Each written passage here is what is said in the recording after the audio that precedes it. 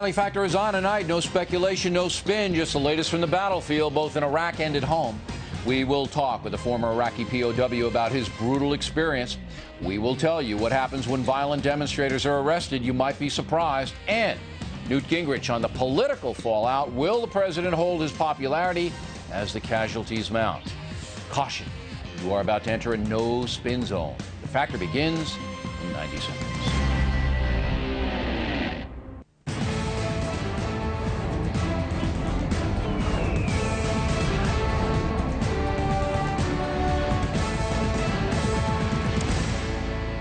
Good evening, everybody. I'm Jane Skinner, and here are the latest developments in Operation Iraqi Freedom. With coalition forces now within about 50 miles of Baghdad, Iraqi leaders have reportedly ordered their troops to use chemical weapons to prevent that city's capture.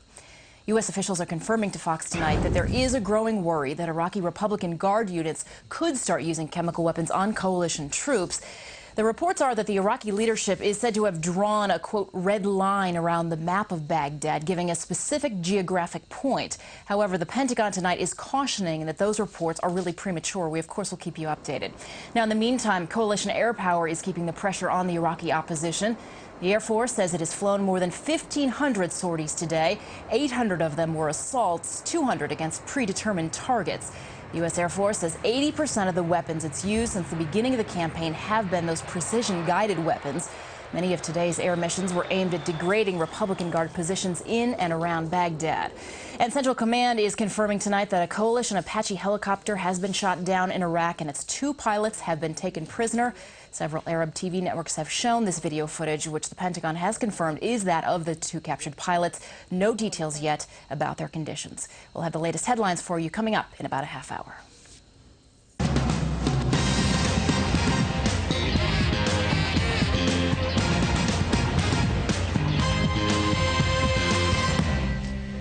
Hi, I'm Bill O'Reilly. Thanks for watching us tonight. The Factor switches into war mode. That is the subject of this evening's Talking Points memo.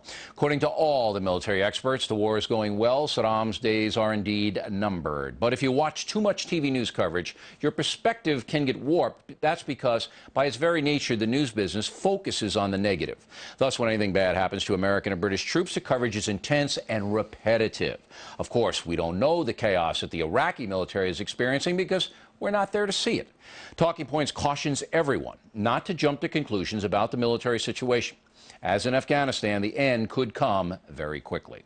There have been few controversies over the news coverage. Number one, should TV news show pictures of dead bodies? Ted Koppel says yes, because we need to remind people that war is hell. I say graphic pictures are not necessary because anyone with a brain knows war is awful and terrible pictures can be used against the USA by people who hate us both in our own country and overseas. And speaking of people who hate us, this Michael Moore character has completely lost all credibility after his disgraceful appearance on the Academy Awards last night. Mr. Moore has always been over the top, but now I truly believe he despises this country. And if we could read his mind, although it would be a short story, I bet we see he's actually rooting against America. Maybe I'm wrong, but this guy is subversive and deserves all the scorn he got from the Hollywood crowd. Now back to reality. Until the war ends, the Factor will be giving you facts and opinion, but we're going to avoid speculation and rumors. We're still trying to pin down a report from CBS News that claimed an Iraqi prisoner was carrying Cipro. That's the antidote to anthrax. If that report is true, it's obviously very telling. Anthrax is at the heart of this war.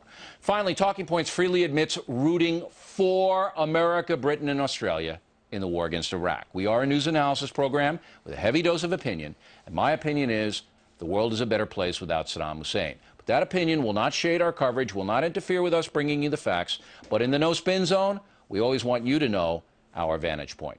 And that's a memo. Now for the top story tonight, the up-to-the-minute military situation inside Iraq. Joining us now from Washington, Major General Paul Vallely and Major Bob Bevilacqua. I got it, Major. Good job, Bill. My parents are happy. It only took me 3 years, but I got it.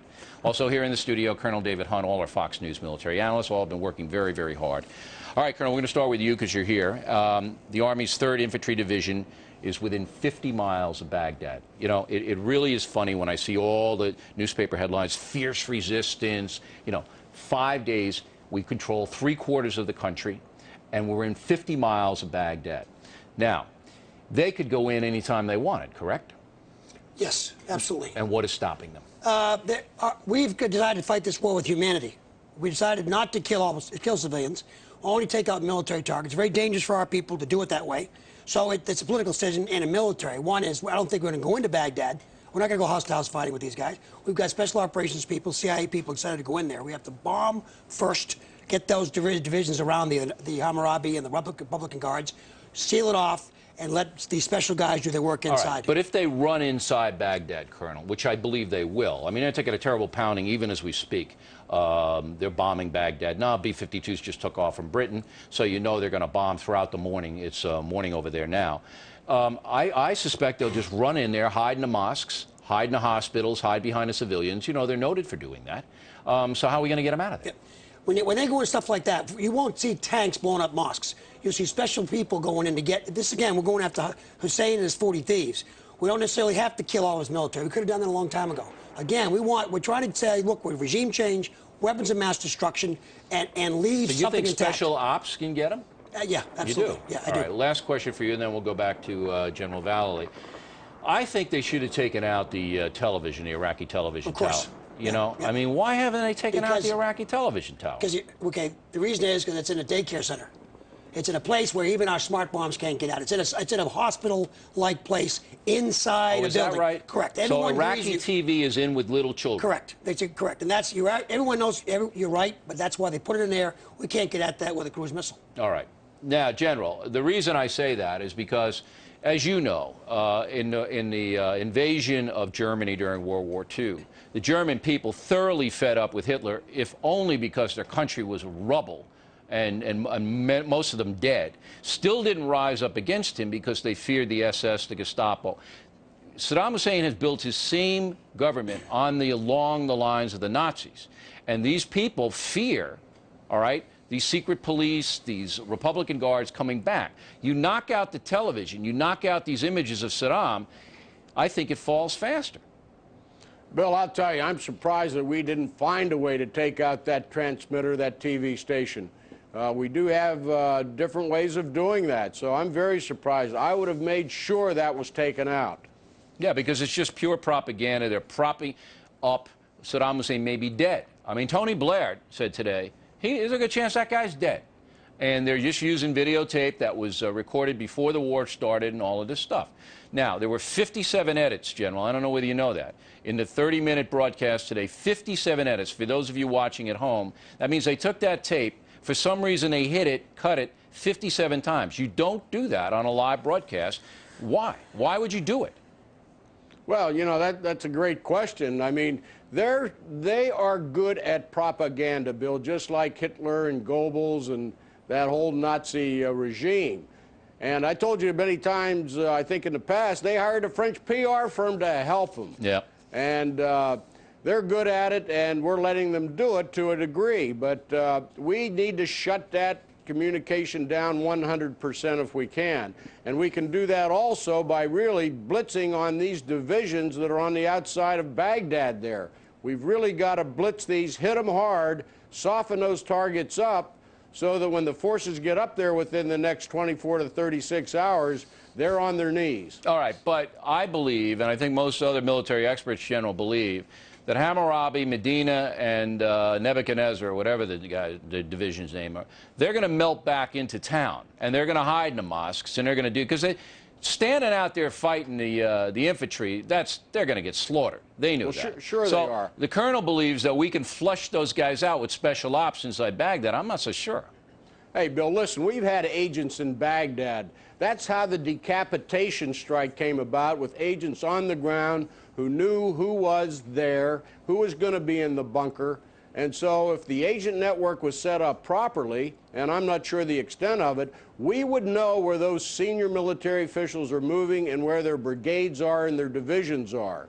And with the bunker busters we have, the precision aircraft, believe me, we could get many of them well ahead of time. Yeah, I hope so, because we're going to have to blow up those mosques, and you know what those Al Jazeera idiots are going to do with that. Now, Major, what are you hearing about casualties on the other side? As I said in the T points, we don't have journalists in there, and the journalists that are in Baghdad, the 4 or 5 of them now, they're confined to the Al Rashid Hotel. We really don't know the devastation that we've caused the other side. Are you hearing anything?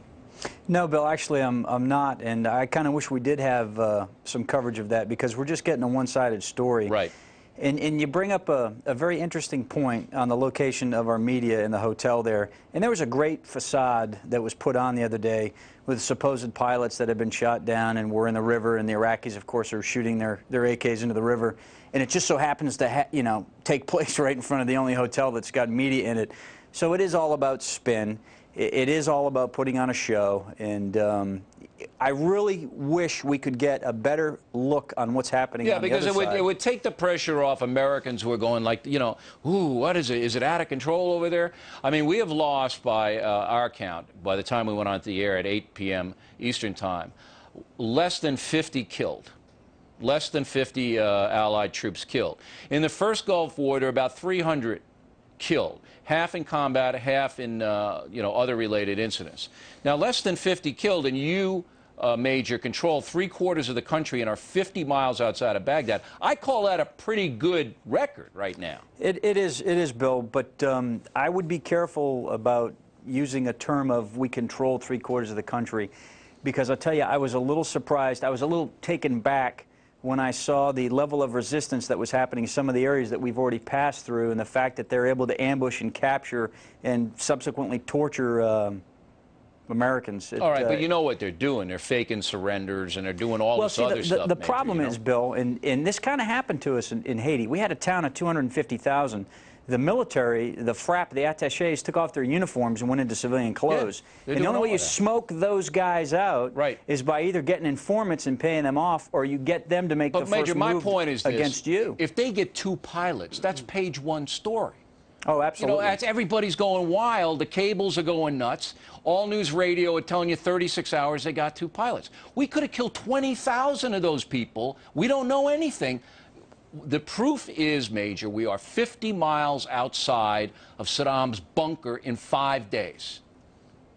Well, if Saddam is still alive, I'm sure he has the mother of all migraines, because I'm pretty positive we cracked his melon about 5 nights ago when we slammed. Well, I think his son Uday is in the ground. Now, what do you say? Am I wrong here by being an optimistic on this thing? No, I think it's absolutely right. It's a brilliant campaign.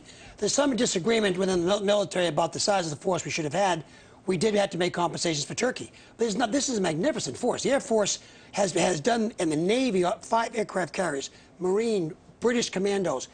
We took part of a town without firing a shot, Navy SEALs. Yeah, but the other thing that bothers me is that the American media is portraying these guys as savage fighters and all of this. What I'm hearing is that we're holding more than 3,000 POWs right now, okay? Yep. About 10 times more, about 10 times more have just put their uniforms down and gone home. Yeah, they just deserted. And that's where my leaflet drops. That's what we wanted to do. Again, we've said we're not at war with you guys, we're at war with your bosses. Right. This is very difficult. It puts a lot more pressure on the military. It's more dangerous for us to fight this way. We could have lined up, bombed for 50 days, flattened the country, and taken over. We haven't done that. We've been very surgical. Can't do it. We've been very surgical. But you know what the real, General, the real thing that breaks my heart is when you listen to the CENTCOM press conference today with General Franks, you have these Arab reporters go, I want to tell you, you have 5 farmers shot down 18 Apache helicopters. That's what they print. So no matter what we do, no matter how humane we are, no matter how many Americans are killed because we didn't want to bomb this or that, because civilians won't be there, the Arabs are going to print this crazy stuff anyway. Not all of them, but enough of them so that the American haters have fuel. You know? Well, that's right, Bill, and the longer you permit that to go on, that's why we need to take the gloves off. We've got to do what has to be done here within the next 48 to 72 hours, and we've got to bring that armed forces, anybody that's supporting Saddam, from the regime standpoint, we have got to make sure that we take them down early. So time to take the gloves off, Bill. All right, and because I think we've seen shock and awe light, Major. I don't think we've seen the shock and awe that they have designed, and probably for good reason. They're so accurate now. They don't have to level, as both the colonel and the general would say. But I don't think we've seen nearly the power that we have. Do you disagree? No, Bill, I agree with you. And I have a little reservation, a little concern. I don't know the entire plan, so I don't want to be critical of it. And the guys over there are doing a great job. My concern is this. Having spent 17 years in the military, I think there's a little bit too much political correctness that has infiltrated down to the lowest level. And I agree with what the general said. We have to take the gloves off. The last thing we need to do is to allow the crooks, robbers, murderers, rapists, and thieves, which is the Iraqi military, to set down their guns and walk home. Those guys need to be incarcerated or shot in the head, not to be allowed to go home. That is of great concern. Yeah, but we me. can't catch them. You know, and there's a difference between the draftees and the Republican Guard. I know what you're saying. All the Republican Guard got to be held accountable. And you know, Major, that's why they're fighting. Because they know they got blood on their hands. Bill, and they know as soon as this goes down, everybody's going to be pointing at them like this. They're not going to be in uniform. They're going to be in civilian clothes, and they're going to walk right back into society. No, but I think society's going to turn on operation to get them. I think so. I think their villages are going to turn on these guys and say, "Hey, Ahmed over there shot my brother." Okay, I really believe it's just going to be like Germany in World War II. They're going to be pointing at them. You're absolutely right. And when that starts to happen, when that starts to fall apart, guess who's got to go in there and play referee and cop? We do. I don't think we do. Let them handle their own people. Let them handle their own. We have to stabilize that country in order to stand it up so Jay Gardner can get an organization in there that becomes the new Iraq. We're going to have to assist in stabilizing it. All right. That's a lot of work. We got 3 minutes left. I'm going to give you each a minute. We'll start here with Colonel Hunt. Now, up north, all right, Turkey screwed us, no question. Yeah, I mean, yeah, okay. And their economy's collapsing. They're going to get what they deserve. Military may even overthrow that government before the year is out because they really did. However, it seems to me now that there's some kind of momentum coming back north, all right? Yeah, we've just got a two-star general put up there, Marine. We've got their courage. A lot of them, they're vicious. We've got them organized in special operations. When you say the Kurds are vicious, you mean they're vicious fighters. Vicious fighters, yeah. And they're on our side. They're on our side, but they're kids, dogs, cats, old ladies, everybody's bad there. The Kurds are very tough fighters. They're on our side. Right. And we got them with our special operations guys, and we're going to have a second front with this two-star. We haven't seen the 4th Infantry Division come in yet. We've got some calves still to get in this fight, and we've got another front to come in. We have nobody's felt the 101st, 82nd Airborne Divisions might yet, and there's a lot more in the special operations community they haven't seen yet. All right, how do they get up north? Are they parachuting in up there? Who's that? The 101st going by truck. They're following the 3rd Infantry Division, but it's on the left-hand side of this attack. So they're going by truck? Yeah, the other 82nd going by plane. All right. General, do you see any kind of a situation where Saddam Hussein, you say between 48 and 72 hours, is that what you're giving this war? Bill, I've said from the beginning it'll take 5 to 7 days to get to the outskirts of Baghdad, and we're going to do that. But we're in no rush after that. If we set a 30-day campaign, we've got 3 weeks for that regime to fall apart from within. We don't have to rush it once we get there. We've got to surgically take out the units that are there, any kind of resistance we can, and we've got to make sure that that breaks from the inside and we have time to do it. So we don't want to rush. We don't need a lot of urban fighting right away, or perhaps not at all, and I hope we don't have to do that. All right. We're going to break them. The only problem is the longer it goes, the more propaganda against the United States. No doubt about it. And the more instability in the countries that are that hate us anyway. Major, would you knock out Al Jazeera if you capture Baghdad and no more pictures for them? Bill, I kind of like the fact that Al Jazeera is up and running because I think it's a good way for us to collect intelligence. Once we no longer need them, I would like to see them go away. And, you know, the one thing I really want to say, I viewed a videotape in Victoria Clark's office a couple weeks ago, and it was on the human rights violations inside Iraq.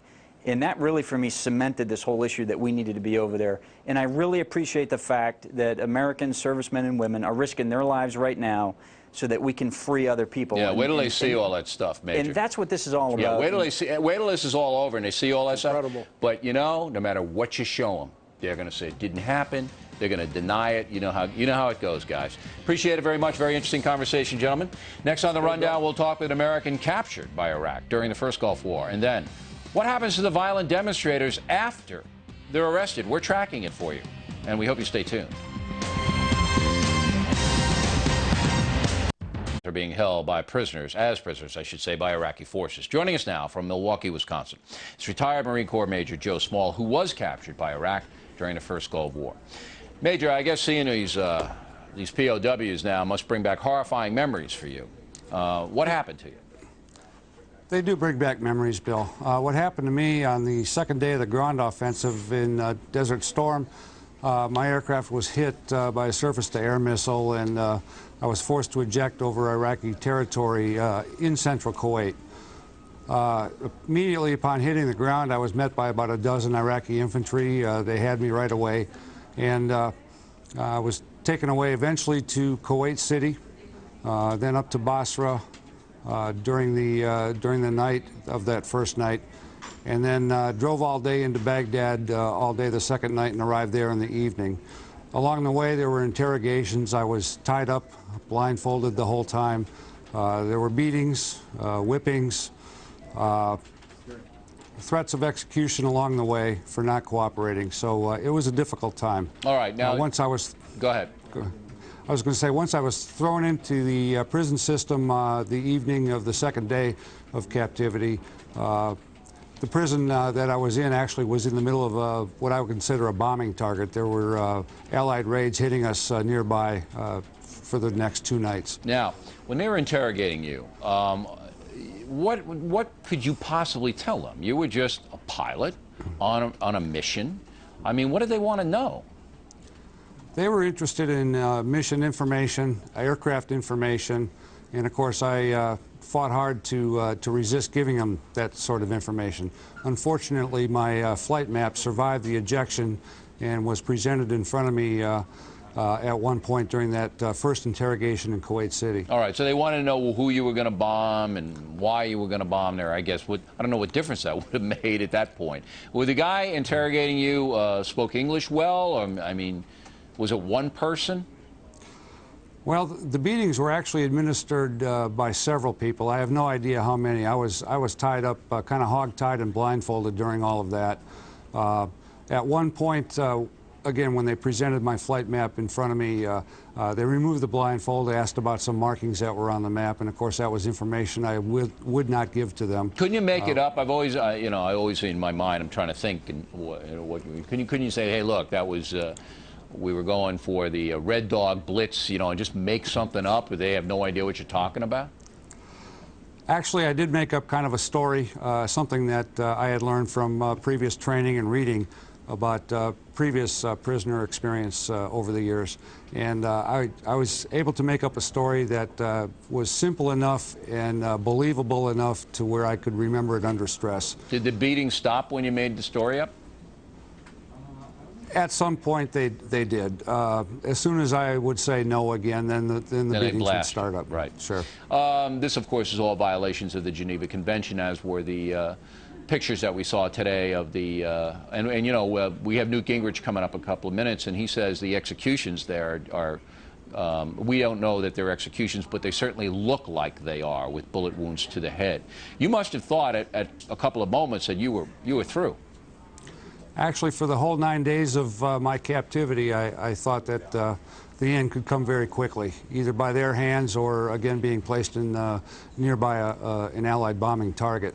So the fear of death was always there. I tried to place it in its proper perspective and deal with the situation that was handed to me at the time. Now, in the aftermath, you hate the Iraqis? I mean, how do you feel about that? I don't hate the Iraqi people, Bill. They are actually a fairly cultured population over in the Arab world. The regime over there is a brutal regime and it needs to be taken out. But the people themselves and any feelings I would have towards them, I think hatred would consume a person, and sure, I've got a life to live. You. How about your captives? How do you feel about them, the guys who beat you? Well, I never saw them. I try to place this whole experience in a kind of a box in my mind, and every now and then dust it off and open it up and take a look. The memories of it are horrible. They do bother me when I think too hard and long about it. But that's just part of a life that is 51 years long, and hopefully is going to grow longer. Yeah, and for those, I've got to keep that all in its proper place. For those families who have POWs who are watching you tonight, did it make you a stronger person? I believe the experience has made me a little bit stronger, yeah. You're tested. All this time and all this training, at that time I had 17 years in the Marine Corps, and it's kind of like practicing for years and years for the big football game, and you're right. Finally into the game. Well, you're a real hero, Major, and we respect you very much. Thank you for coming on and relating to us, and for all the families of the POWs, our prayers, of course, are with you. All right, now let's go to the Unresolved Problems segment this evening. You might have noticed we don't have as many commercials as we usually have because we want to bring you the fullest coverage we can on the Iraq situation. Thousands of Americans have been arrested protesting this war, but what happens to them after the arrest? Joining us now from Chicago is Cass Sunstein, a law professor at the University of Chicago, and from Los Angeles, Robert Pugsley, a law professor at Southwestern University Law School. Professor Pugsley, we'll begin with you, and because there were more than 2,000 people arrested in San Francisco, and by far and away, that was the most violent and you know, drain the most resources. That's my big thing, Professor. I say, you know, we're in a war on terror. We need all the police to help us fight the terrorists here, yet these demonstrators are causing us trouble that diverts the law enforcement into that arena. Anyway, what happens in San Francisco after they're arrested? Well, Bill, of the 2,500 that were arrested, the great majority were released on their own recognizance. They were misdemeanants charged with disorderly conduct or something like that. Those who couldn't show ID were held overnight on a $1,000 appearance bond, and for the felons, they were held without bail until a day later they could have an appearance before a judge. And then after that, they go out and they will be subject to prosecution, either to try to strike a plea bargain, or some of them might press for trial. And the judicial system then has to absorb an extra cost of handling them once again. The taxpayers of San Francisco cost them more than $2 million for these. Amazing, yes. Yeah. With municipal, police, fire, everything, as you said, taken away from normal facilities, as well as the overtime pay, extraordinary damage to municipal railway cars and buses. Just blocking of traffic across the bridges and streets of San Francisco, which is a very compact city. In short, the people took their right of protest, which is a fundamental freedom in the U.S., and abused it by breaking the law, injuring people, vandalizing property, trespass. Right. Well, they hate America. Most of these people are the law breakers, not the peaceful ones, the law breakers. That's right. They want to cause anarchy. That's who they are, and they're very good at it. Now, Professor Sunstein, in Chicago, is it the same thing? Release most of them on their own recognizance, have to come back, $1,000 bail on some of them. Is that what's going on there? Yeah, most of them have been released. Almost all of them have been released. It's a much smaller number of people, about 500 or so were arrested.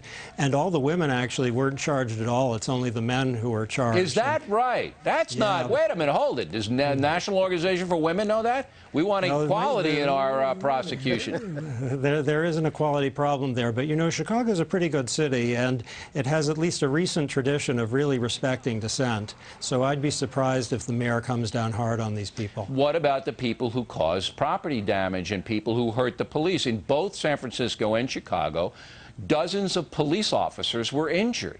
Doesn't that mean anything, Professor? Well, if there is violence on the part of protesters in the form of attacks on police or something, that would be serious. But I haven't heard a word about that, actually, about injuries to police as a result of attacks or about serious property damage. Not in Chicago. Professor, there have been some out here, some number out here in San Francisco.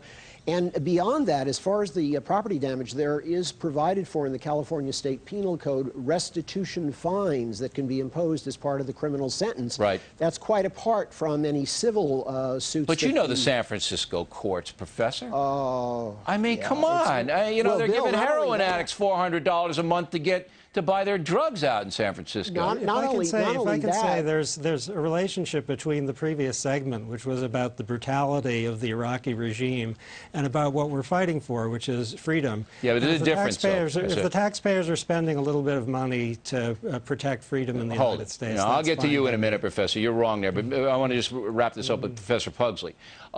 You basically have a system in San Francisco where, you know, unless you are Jack the Ripper, they're going to give you 4 or 5 chances, right? That's exactly right, Bill. And the DA out there was recently involved in a ridiculous case with the police, you know, indicting the mayor. And I just want to mention one thing, and it's in line with what you just said. The sandwiches that were provided for 1,400 protesters on Thursday, the first and most extensive day of the arrests, were paid for and donated by the local sandwich company. Now, that's their right to do that if they want to make those I don't mind that.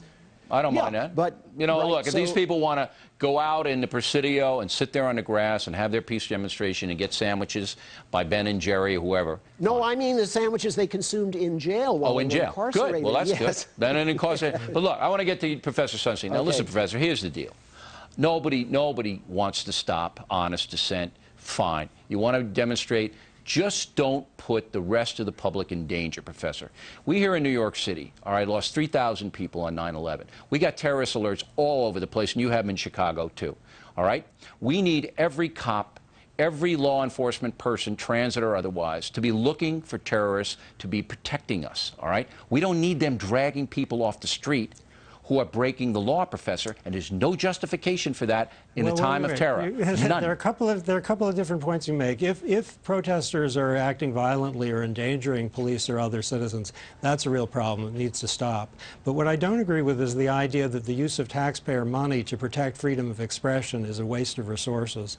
Our country was born in revolution. One of the great things about our system is that we actually spend taxpayer money to keep the streets and parks available. Again, I don't have any problem. problem. It's just like I was on The View today with the ladies, and they said, what about the St. Patrick's Day parade? That costs money. Sure. You want to have your demonstration, you get your license, and you go have it.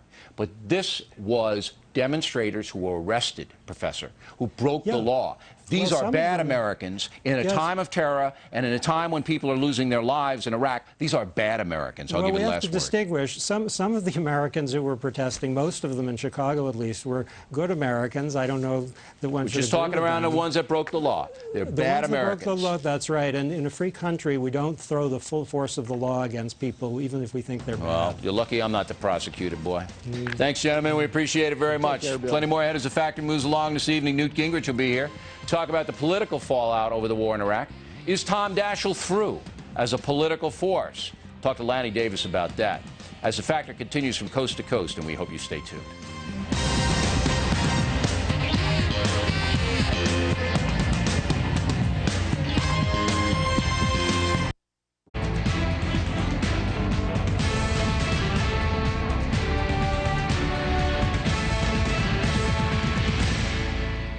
Good evening, everybody. I'm Jane Skinner. There are growing fears tonight that the Iraqis could soon be using chemical weapons on coalition troops as they get closer to Baghdad. Fox News national security correspondent Brett Baer is live at the Pentagon with what we know about this. Brett. Hi, Jane. Tonight, U.S. officials say there are multiple intelligence reports suggesting that Iraqi troops have been authorized to use chemical weapons against approaching coalition forces after they pass a certain point on the way to Baghdad. While defense officials say they don't know where that red line may be, they do say troops on the ground are aware of the threat as they are now operating within 50 miles of the capital city. Also today, 40 Apache attack helicopters hit a Republican Guard division south of Baghdad. Those Apaches came under heavy fire. One Apache longbow had a hard landing and was shown on Iraqi television intact. There were two separate search and rescue efforts launched immediately, but they were turned away after also encountering heavy fire. Now, two pilots were shown on Arabic television networks, and tonight the Pentagon identified the latest two Americans to be captured by the Iraqis. Chief Warrant Officers Ronald Young of Georgia and David Williams of Florida with the Army's Aviation Battalion out of Fort Hood, Texas. Pentagon officials say the interrogations of these pilots on television are yet another violation of the Geneva Convention. Once upon a time, in the country supported military force against Saddam in 1998 when President Clinton bombed Iraq.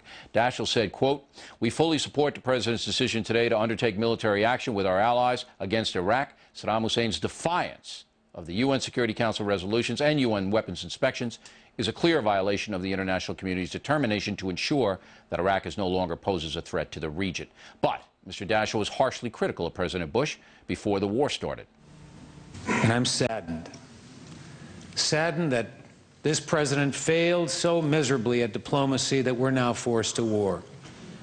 Saddened that we have to give up one life because this president couldn't create the kind of diplomatic effort that was so critical for our country. Those comments have closed a furor. I believe that Tom Daschle's political career is pretty much over. Joining us now from Washington is Fox News political analyst and former Speaker of the House, Newt Gingrich. I know you want to get to another point first before we talk politics, and that is the terrible pictures that Al Jazeera is running and Iraqi television is running of the captured POWs and perhaps POWs that they executed. What do you want to say on that? Well, Bill, I just think that every American, whatever their thoughts were as this war started, every American should feel real anger that I think these prisoners were executed. I don't think they got shot in the forehead by accident.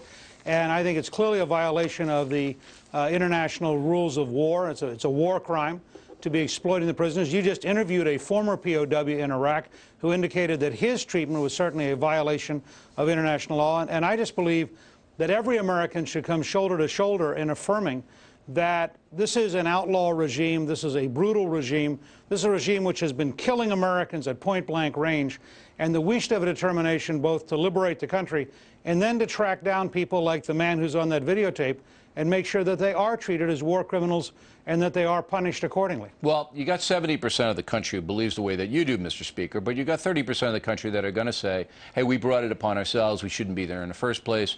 Did you see the Academy Awards last night? Did you see that, Michael? I didn't see it. It was disgraceful. I mean, it wasn't a matter of dissent. It wasn't a matter of somebody being inappropriate.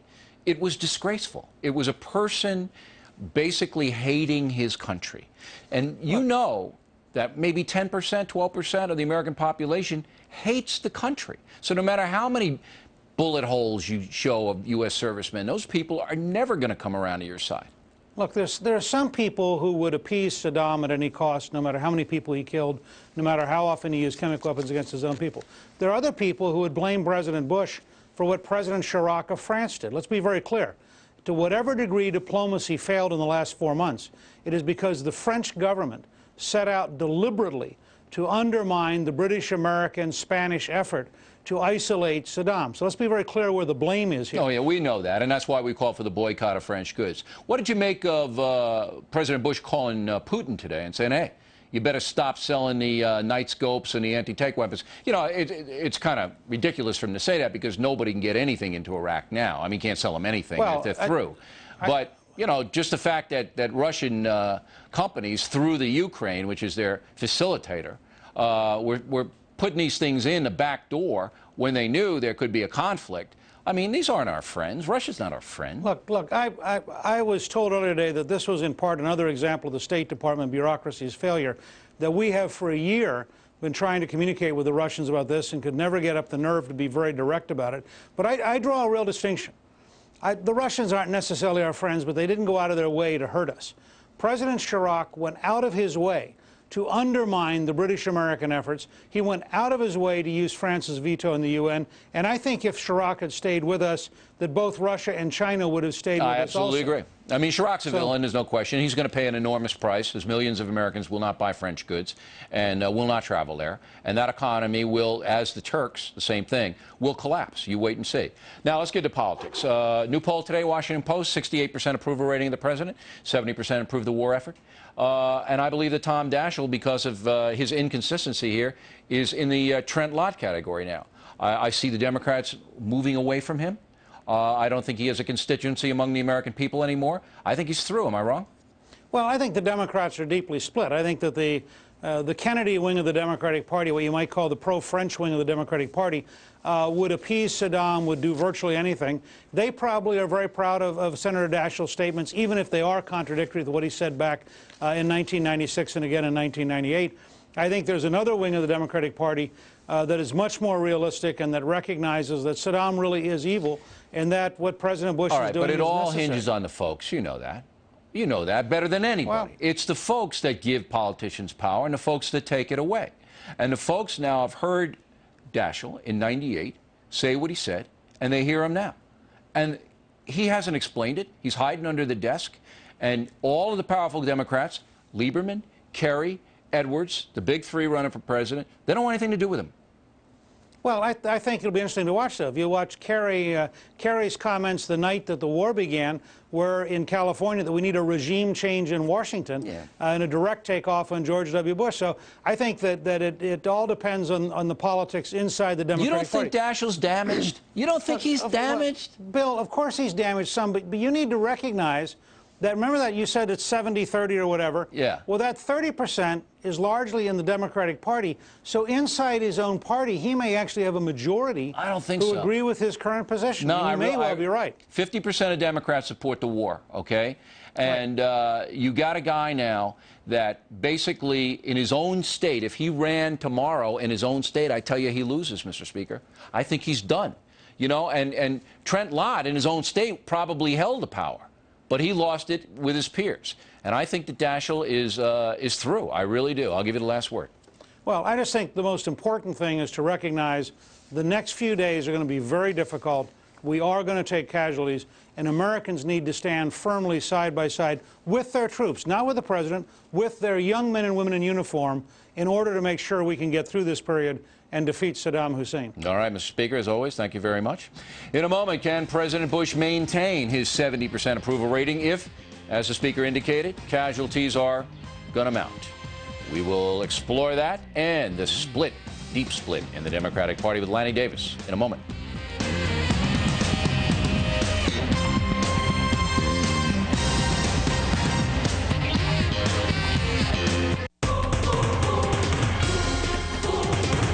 Before we get to the Democratic Party split, how are you going to spin this Daschle thing? I mean, he's done. You know it.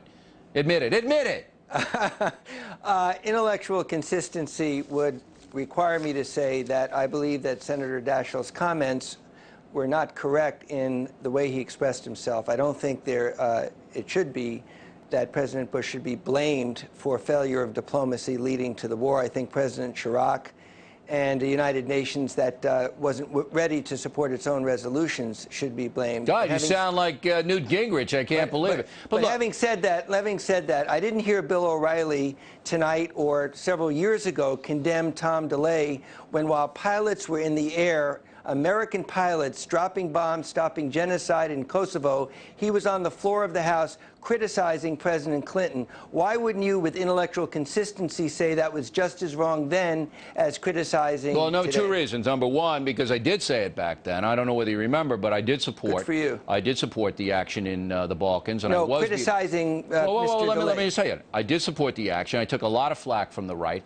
And number two, with all due respect to Congressman DeLay, I don't really care what he says. It doesn't matter to me what he says, unless what he's saying influences his party, and it didn't. He was, you know, trying to. Most Republicans supported that action, and he didn't get anywhere. But you know, the Daschle thing is interesting because he basically he committed what Trent Lott committed in a different area. See, it's the folks who give politicians power, the people of America, and they take it away. In Trent Lott's case, they took it away because they deemed him to be unfair to African Americans. And that's why he lost the power. And here, I believe that Tom Daschle, that folks are going to say, look, he was unfair to this country, not to Bush, but to the country. You can't support an action in '98 and then not support it in '03 without an explanation. Let me disagree strongly with you and surprise you. I actually defend Tom DeLay for being willing and able to criticize a president and offer his opinion. I support Tom Daschle's right to disagree with the president and express his opinion. And let me read you a quote in 1918 and tell me who said it. 1918? Tell me who said this quote. To announce that there must be no criticism of the president or that we are to stand by the president, right or wrong, is not only unpatriotic and servile, but it is morally treasonable to the American public. Theodore Roosevelt, I was just going to say that. You didn't give me a Woodrow chance. Wilson during World War I. Right. Now, if we don't defend Tom Daschle's right to be wrong, then why are we fighting Saddam Hussein? It's putting partisan politics above the welfare of the country. But I want to get on to the Democratic Party. We had Senator Lieberman, whom I respect, on the program last week from Washington. Who's my candidate for president. And he made very clear that he sees the Ted Kennedy wing, the Tom Daschle wing of the Democratic Party, as flat out wrong. Now, I'm seeing this, you know, you respect that candor.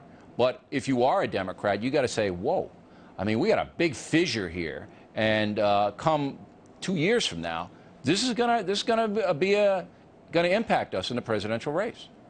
Well, first of all, I support Joe Lieberman for president, even though I disagree with his position on the war. I have my doubts about the wisdom of and the necessity of this war, but I support our president and I support our troops. But I still have doubts about the wisdom of the war, and I can disagree with Joe Lieberman and support him for president. For us, the larger issues facing this country will be about the economy, will be about social justice, and I think the Democrats will unite about those issues. But I do give President Bush credit for what he's done in imposing the inspection regime, and I think he's shown a lot of fortitude in taking the action that he has. If they find a weapons of mass destruction, all you guys are going to look bad. That said, you shouldn't do it. If they don't, then guys like me are going to look bad. It's as simple as that. Hey, well, you know what they're calling Mrs. Clinton here on the demonstrators? You know what they're calling her? Mrs. Clinton? Yeah, do you know what they're calling her? What? Artillery Hillary.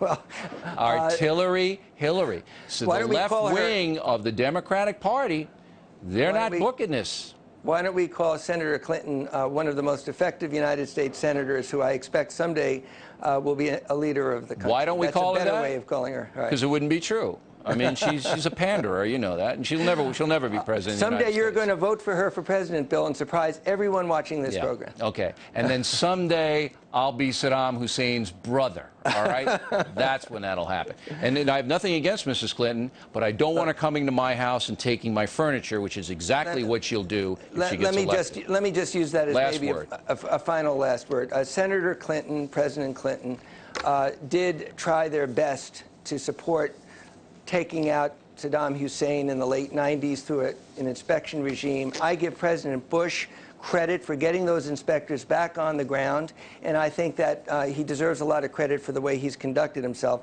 But at the end of the day, it's the economy, stupid, and I think we're going to have to look to a terrible deficit and a bleeding economy as the ultimate issue facing We'll see. You might be right. But right now, we want to beat these SOBs over in Iraq. We want to find those weapons of mass destruction. We want to ram them down Chirac's nose and go home.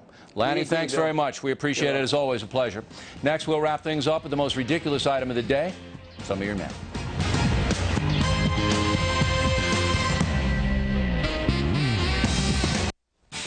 And stay tuned. Hannity Combs' ridiculous item of the day. The cable television ratings are in. And the most popular news program in the country continues to be The Factor. And guess where our ratings are the highest?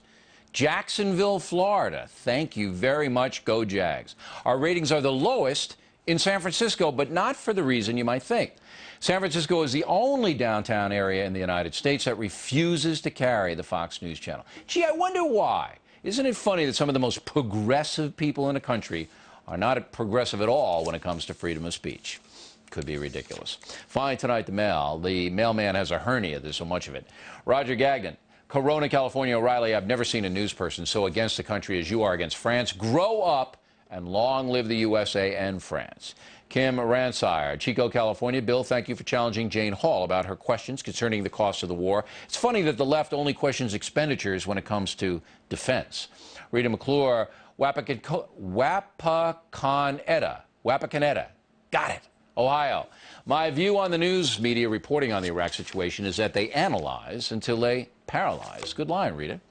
Rick Dixon, Knoxville, Tennessee. All the Iraqis have to do is watch Fox News and they can find out exactly what we are doing. Oh, come on, get in the game, Mr. Dixon. Military has sharp rules about what the correspondents with the troops can and cannot report, as they should have. Nate Burnett, Kansas. Mr. O'Reilly, you should not have been so hard on Senator Daschle. If I am correct, he supported Mr. Clinton's bombing of Iraq because he felt there was no other way to get the message to Saddam Hussein. Daschle thought that President Bush should have given Saddam more time. To do what, Mr. Burnett? It's been going on for 12 years. Daschle's stance is contradictory unless he explains how he turned from hawk to dove. He's through, in my opinion. Ray Yeager, Burke, South Dakota. Bill, thank you for exposing Daschle's double talk. He has become an embarrassment to his constituents, not that he cares. Cindy and Tommy Marshall, Lancaster, South Carolina.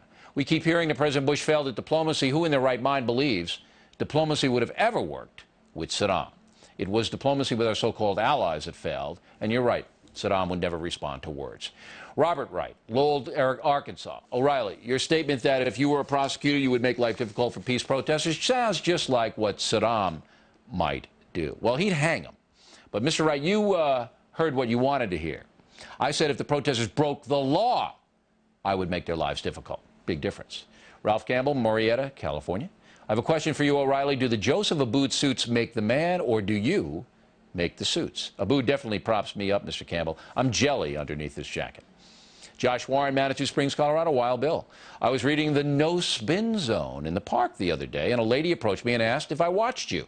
Could be true love. A no-spin romance, Josh? The best kind. By the way, the No Spin Zone paperback opens at number 8 on the New York Times bestseller list next Sunday. Driving them nuts. Drives them crazy. The best reason to buy the No Spin Zone paper? Drives the New York Times crazy. How about that website, www.foxnews.com/O'Reilly. I sold 2 million books. They won't review the books. 2 million. Also, how about emailing us with pithy comments? O'Reilly at foxnews.com. O'Reilly at foxnews.com. Name in town, name in town, name in town. if you wish to opine. And tomorrow, we're going to use a lot of foreign mail. So you got an opinion on the war over there? I know you're watching us all around the world. Whip it right in here, okay? Name and town, please. That is it for us today. As always, we thank you for watching The Factor. Please remember the Radio Factor every day on Westwood One. Hannity and Colmes next. Alexander Haig, Fred Thompson. I'm Bill O'Reilly. We do hope to see you again next time. And remember, the spin stops right here.